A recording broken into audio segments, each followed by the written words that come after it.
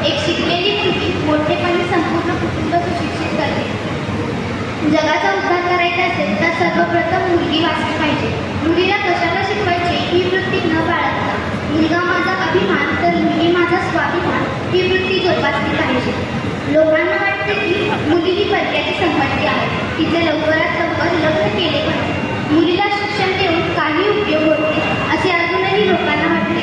असे न करता आपल्या मुलीला शिकवले पाहिजे, कारण शिक्षण ही काळाची गरज आहे. आपल्याला आई पाहिजे, आपल्याला बहीण पाहिजे, आपल्याला बायको पाहिजे, मग मुलगी का नको?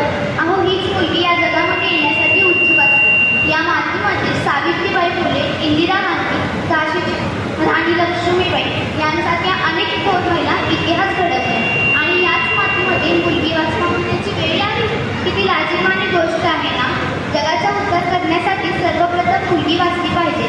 मुलीला कशाला शिकवायचे असे न म्हणता आपल्याच समाजाने आपल्या मुलींना शिकवले पाहिजे.